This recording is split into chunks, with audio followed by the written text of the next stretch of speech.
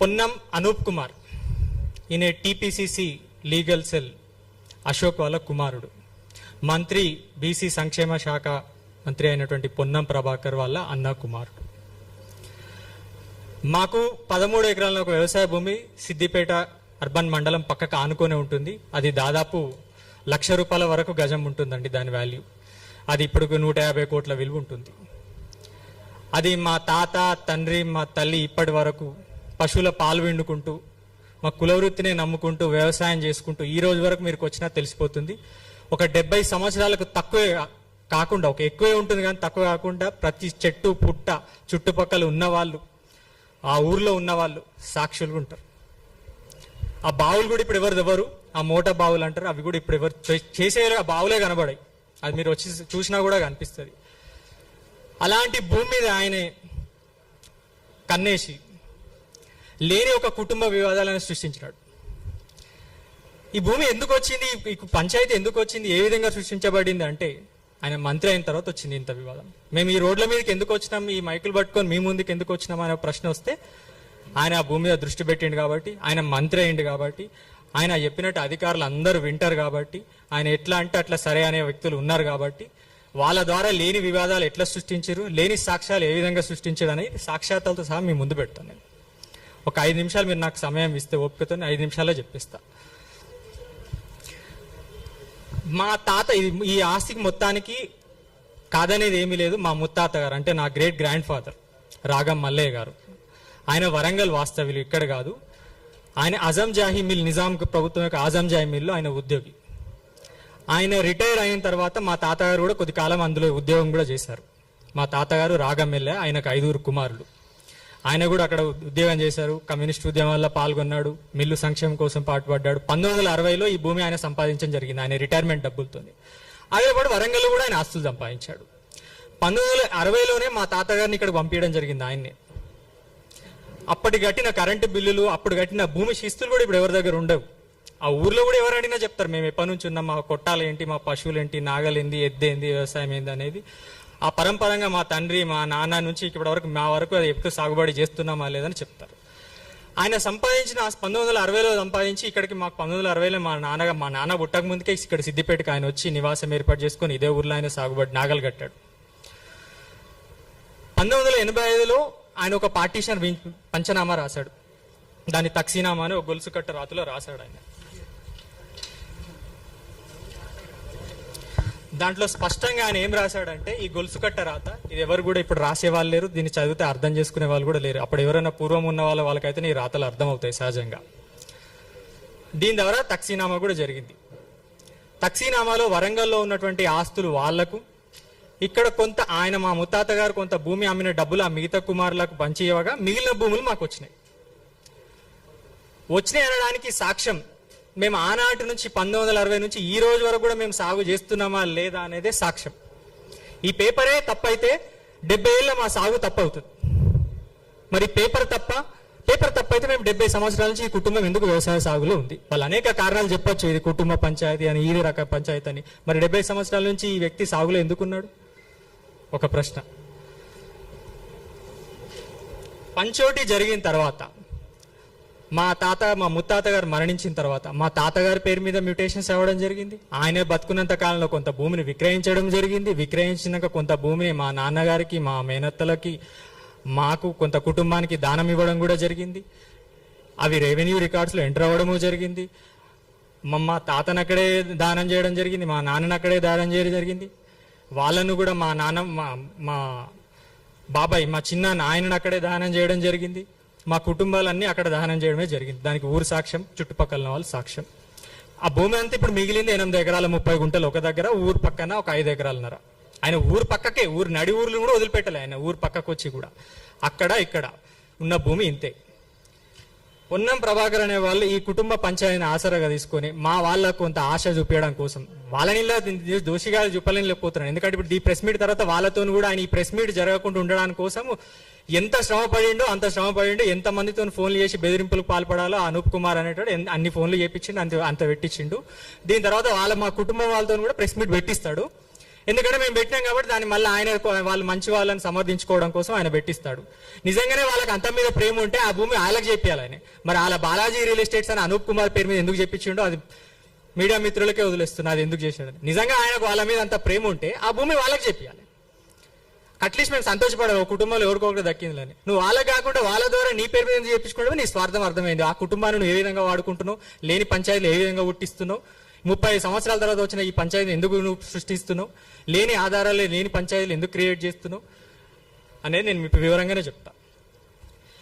వీళ్ళంతా ఏం చేశారు? పంచోటి అంతా తప్పు, ఈ 85లో జరిగిన పంచాయతీ అంతా తప్పు, ఈ రికార్డులన్నీ తప్పు, ఈ రిజిస్ట్రేషన్లన్నీ మా తాత మాకు దానం చేసిన రిజిస్ట్రేషన్లు తప్పు, విక్రయించిన భూములన్నీ తప్పు, ఇవన్నీ అక్రమంగా చేయించుకున్నాయి అని కలెక్టర్లో 2025 మేలో వీళ్ళు ఒక దరఖాస్తు పెట్టించినాడు మిగతా మా ముత్తాతకు సంబంధించిన వారసుల కుటుంబాలతోని.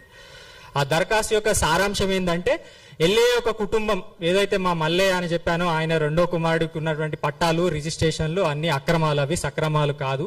ఆ 85లో రాసుకున్నటువంటి పంచోటి తప్పు. కానీ సాగు గురించి వాళ్ళు ఎక్కడ చెప్పలే. సాగులో ఉన్నాం కాబట్టి అది ఒకటి చెప్తే దొరికిపోతారని చెప్పి చెప్పలే వాళ్ళు.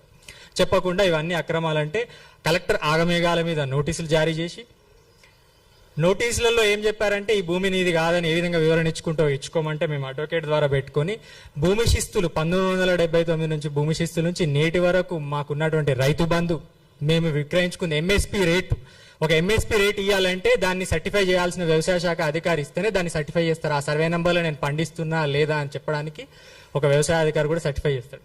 ఆ ఎంఎస్పి రేటు కూడా మేము మక్కలు అమ్ముకోవాలన్నా, యూరియా కొనుక్కోవాలన్నా ఇవన్నీ ఆధారాలు ఉన్నాయి, ప్రతి ఒక్క ఆధారం ఉంది. అవన్నీ కూడా మేము కలెక్టర్కి చెప్పినా కూడా ఇవన్నీ ప్రణాళిక ముందే జరిగినాయి కాబట్టి ఇక మంత్రి గారు చెప్పినాక ఆగమేఘాల మీద వాళ్ళు స్పందించడం సహజమే కదా. మన మాట సామాన్యులు, ఇది నా వరకే కాదు, ఏ సామాన్య కుటుంబానికి భూమి విలువ ఉన్న ఎవరికైనా వస్తుంది ఆ బాధ. ఏ విధంగా వాళ్ళు ప్రణాళికలు చేసిరంటే అది చెప్తే మీరు హృదయ విధాకరంగా ఉంటుంది ఆ విషయం చెప్తే. మొదట వీళ్ళు బాలాజీ రియల్ ఎస్టేట్స్ అని ఒకటి ఫర్మ్ రిజిస్టర్ చేస్తారు మలక్పేటలో. దానికి డైరెక్టర్స్గా పొన్నం అనూప్ కుమార్. అక్టోబర్ 2025 ఇది ఎవరైనా తీసుకోవచ్చు. శ్రీ బాలాజీ రియల్ ఎస్టేట్స్ అని Hyderabad south register of firms దగ్గర ఆగమేఘాల మీద కలెక్టర్ దగ్గర కేసు పెండింగ్లో పెట్టించి ఒక ఫర్మ్ రిజిస్టర్ చేస్తారు. ఏదో రోజు 8 ఆగస్టు నెల 7వ తారీఖు. దానికి యజమానులు పృథ్వీ పొన్నం, అనూప్ పొన్నం, ఇంకో ఇద్దరు పార్ట్నర్స్ కూడా చూపించారు. అనూప్ కుమార్ పొన్నం, పృథ్వీ పొన్నం, హౌస్ నంబర్ 7-2-990 మంకమ్మ తోట, పొన్నం కాంప్లెక్స్, కరీంనగర్. దాని తర్వాత శ్రీ బాలాజీ రియల్ ఎస్టేట్స్ పేరు మీద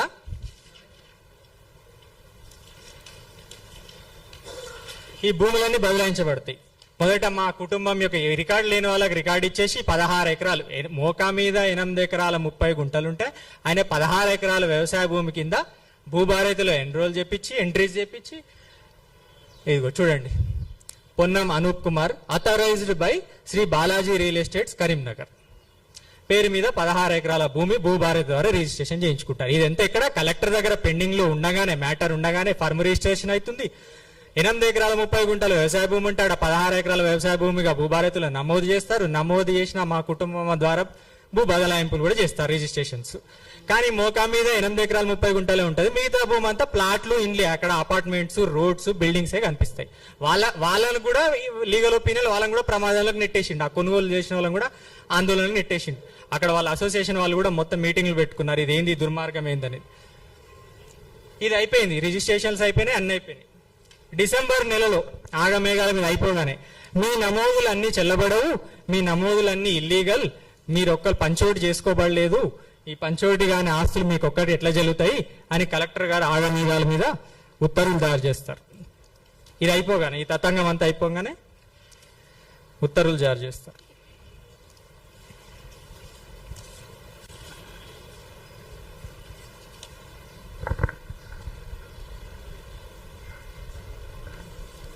కలెక్టర్ గారు ఆర్డర్.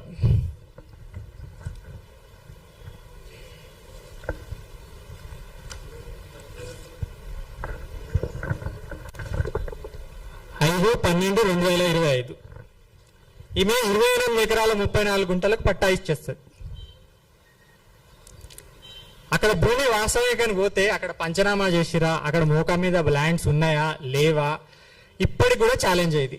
మోకా మీదకి వెళ్ళిన తర్వాత ఎన్ని ఎకరాలు ఈమె ఇచ్చిన ప్రకారం భూములు ఉన్నాయా, లేకపోతే అక్కడ బిల్డింగ్లు అపార్ట్మెంట్లు ఉన్నాయా, మీరే సాక్ష్యం చూస్తారు.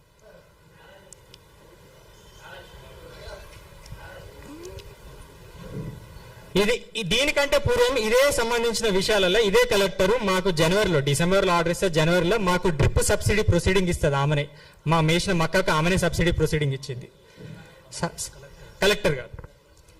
ఏమని ఇచ్చారు ఆ కలెక్టర్ గారు? హైమావతి గారు మాకు సాగుబడి కోసం డ్రిప్ సబ్సిడీ శాంక్షన్ చేసింది ఆమె జనవరిలో. అంటే మేము వ్యవసాయం చేసామని గుర్తించే కదా నువ్వు సబ్సిడీ శాంక్షన్ చేసింది. మరి డిసెంబర్లో మేము సాగు చేస్తలేమని నీకు అప్పుడే కొత్తగా కనిపించిందా?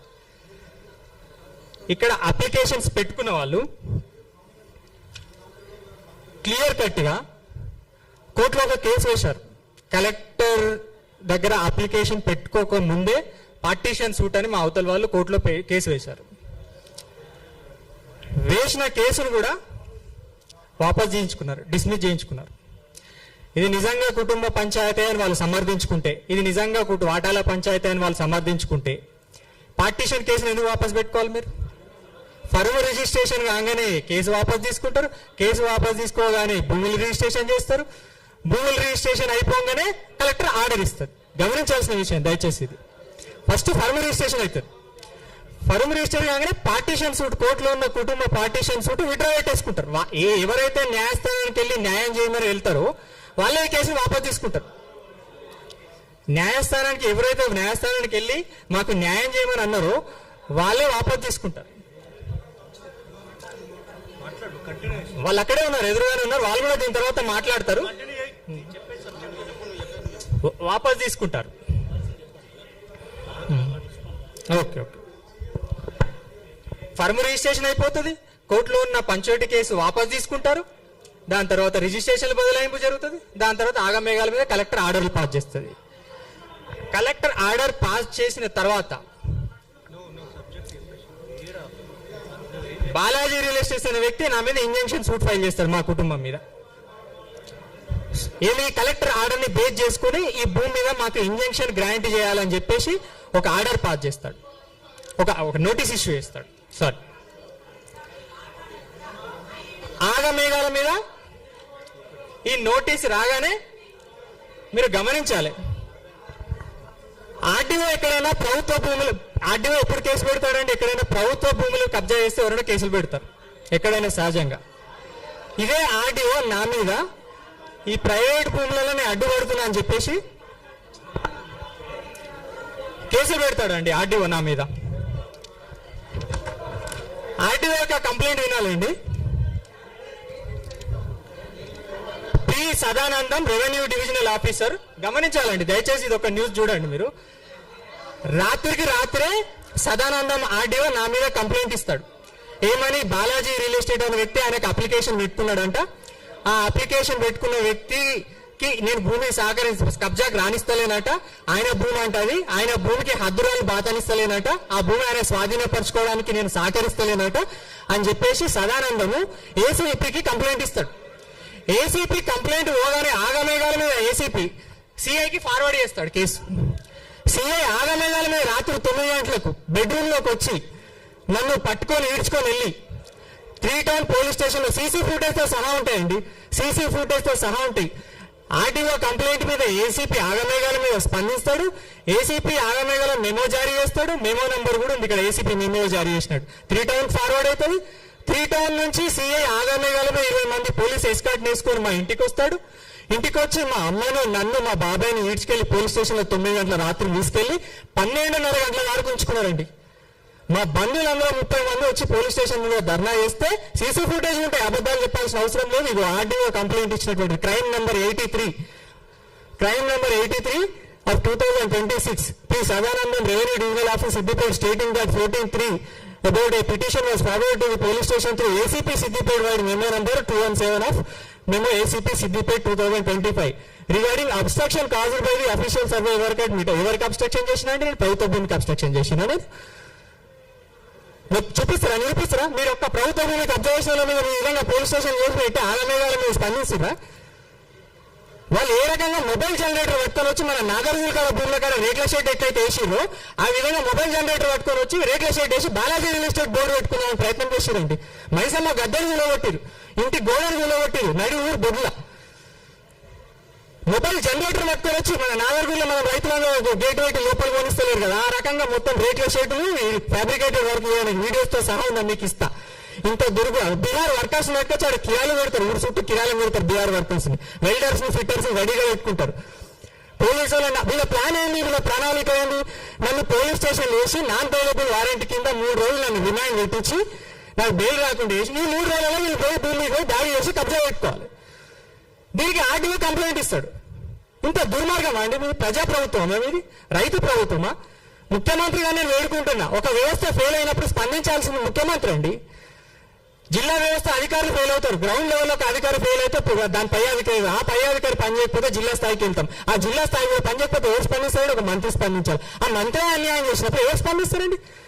దేశానికి రాజు అయినా ఒకటే, మంత్రి అయినా ఒక, ముఖ్యమంత్రి అయినా ఒకటి. ఇంకోటి రాజులు అంటే స్పందించారండి. పిల్లలకి ఏమైనా అన్యాయం జరిగితే వాళ్ళనే శిక్షలు వేసారు. అంతకంటే ఘోరం అండి మన ప్రజా ప్రభుత్వంలో. ఇది ప్రజాస్వామ్యమా?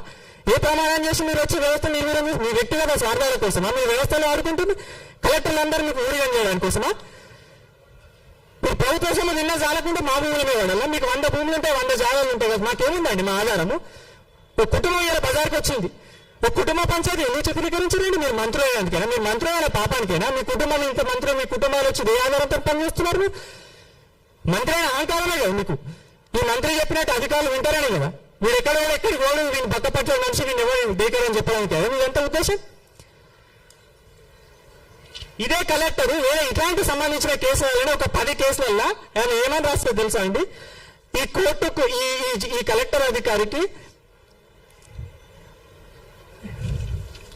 సిమిలర్ ఇదే, కాకపోతే అక్కడ 5 లక్షలు 10 లక్షల ఎకరం ఉన్న భూములు, ఇవి కోట్లలో భూములు కాబట్టి ఆమె ఆలోచన విధానం వేరే ఉంటుంది అన్నట్టు. ఇదే ఒక నారాయణరావుపేట మండలి ఇరుకోడ్ విలేజ్ దగ్గర ఒక భూమికి సంబంధించిన ఏం రాస్తుంది అంటే, there are multiple transactions took away by registrations over the so and so subject land. The matter needs to be resolved in the competent civil court only. Accordingly, the matter is disposed of with a direction to the both parties to get matter resolved in the competent civil court అంటది. మరి ఇక్కడ competent civil court పనిచేస్తలేదా నీకు? అంటే ఇక్కడ ఏ రకంగా పనిచేస్తున్నాడు? Influence మీద పనిచేస్తున్నాడు అన్నట్టు, మీరు రికమెండేషన్ మీద పనిచేస్తున్నట్టు. మీరు నియమాలు, నిబంధనలు, చట్టాలకు అనుగుణంగా డ్యూటీలు చేస్తలేరు అన్నట్టు.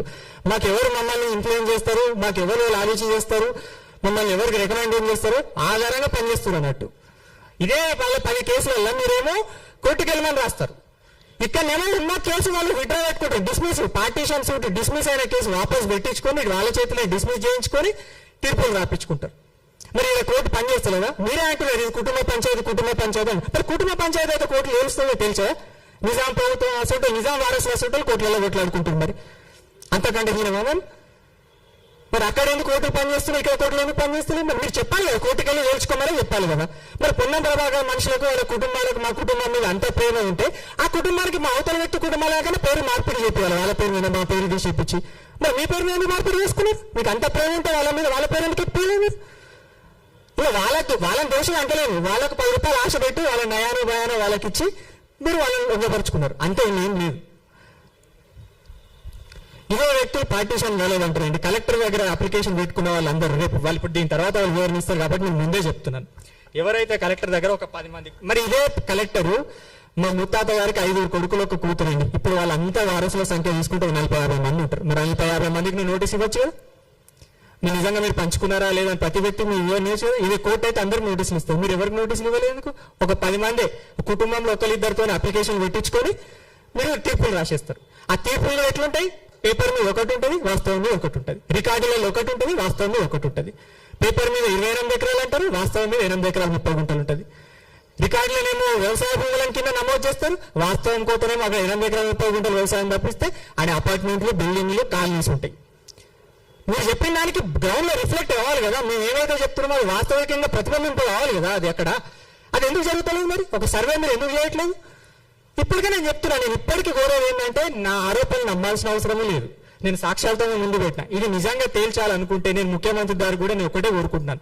నేను ఈ విషయం మీద డిఓపిటీగా కూడా కంప్లైంట్ ఇవ్వబోతున్నాను. దీనికి సంబంధించిన న్యాయ వ్యవస్థలు కానీ, అధికార వ్యవస్థలు కానీ వాళ్ళందరికీ నేను కంప్లైంట్ ఇస్తా. లీగల్ గా దీని మీద ఉన్నత స్థాయి విచారణ చేయండి. మీరు నిజంగా చిత్తశుద్ధి ఉన్నట్టయితే ఉన్నత స్థాయి ఒక విచారణ, దీన్ని ఏ లెవెల్ ఎంక్వైరీ చేస్తారు, సిబిసిఐడితో చేపిస్తారా లేకపోతే ఇంకో ఉన్నత సంస్థతో విచారణ చేపిస్తారా చేపియండి. మీరు చెప్పాల్సింది నమ్మాల్సిన అవసరం లేదు, అవతల వ్యక్తులు నమ్మాల్సిన అవసరం కూడా ఏం లేదు. మీరు విచారణ చేస్తే మీ విచారణ ఆధారంగా దోషులను మాత్రం మీరు విడిచిపెడతారా, శిక్షిస్తారా, అది మీ విజ్ఞతకే వదిలేస్తున్నా, ఈ ప్రభుత్వం యొక్క విజ్ఞతకే వదిలేస్తున్నా. ఇంత దుర్మార్గం అండి. ఒక సామాన్యుడు ఒక రైతు కుటుంబం మీద మీరు గద్దల్లాగా వాడి వాళ్ళకు భూమి ఎరగడమే శాపం అయిపోయిందా, లేకపోతే కాపాడుకోవడం శాపం అయిపోయిందా, ఉండడమే శాపం అయిపోయిందా? దేని తప్పు పట్టుకున్నాం మనం? భూమి ఉండడం తప్ప. అందరూ ఊళ్ళో రైతుల భూములు ఉన్నట్టు మాకు రైతు భూములు ఉన్నాయి. అందరూ కుటుంబాలు వ్యవసాయం చేసుకున్నారు, మేము మా కుటుంబం వ్యవసాయం చేసుకుంది. అయితే భూమి ఎరగడమే శాపం అమ్మాలి. రిజిస్ట్రేషన్ ప్రకారం పంచోట్లేనండి. ఇదే కలెక్టర్ దగ్గర ఎవరైతే వీళ్ళు దరఖాస్తు పెట్టించినారో ఎంత క్లియర్ గా అండి వాళ్ళు రాసుకునే వరంగల్ కాడ ఆస్తులు. ఈ పంచోటి ప్రకారం 85 వరంగల్ ఆస్తులు మాకు, ఇక్కడ ఆస్తులు మాకనే వచ్చినాయి. ఈ పంచోటి ఎప్పుడు తప్పవుతుందండి? ఈ పంచోటి ప్రకారం వరంగల్ కాడ ఆస్తులు లేకపోతే తప్పైనట్టు.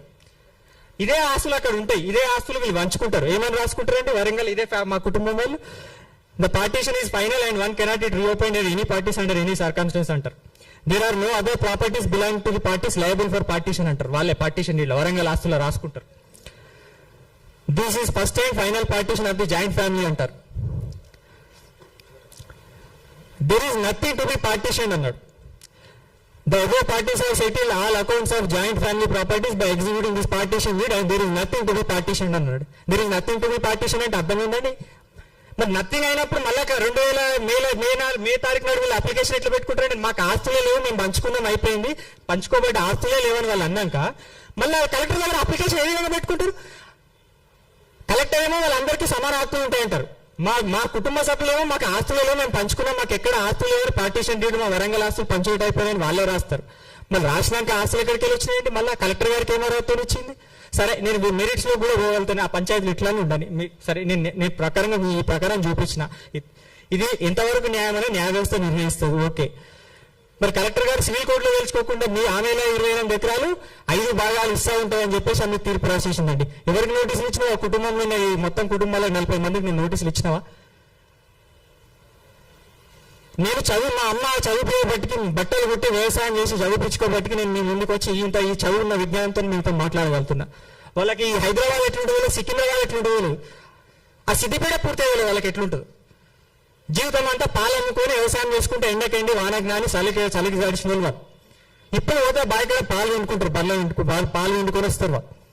రోజు బీహార్ చుట్టూ మనుషులను పెట్టించి ఫ్యాబ్రికేటెడ్ ఫిట్టర్ వెల్డర్స్ చుట్టూ ఆ భూమి చుట్టూ కిరాయికి పెట్టి రోజు ఫోటోలు తీసుకుంటూ పోతారు. అమ్మ రోజు పాలు వండుకుంటూ వచ్చినప్పుడల్లా వాళ్ళు వీడియోలు తీస్తారు, ఫోటోలు తీసుకొస్తారు. ఇంత దుర్మార్గం. మీరు బీసీ మంత్రులా? మీరు రైతుల మనుషులు సంక్షేమం కూడా వాళ్ళ చెట్టు పేరు చెప్పి కాయలు అనుకుంటారు. మీరు ఒక సామాన్యుడికి భూమి ఉంటే ఎవరో లేని వాళ్ళు మీరు జేబులు నిండాలో బతకద్దు. మీకు మాకేమవసరం అండి? ఈ రాకొచ్చి బజార్లో బతుకు మా బజార్లకు ఇచ్చుకోవాల్సిన అవసరం మాకేముందండి? మీ దుర్మార్గం వల్ల కాకపోతే మా అమ్మగారు మాట్లాడతారు, మాట్లాడండి. దయచేసి మా బాబాయ్ మాట్లాడతారు, మాట్లాడు.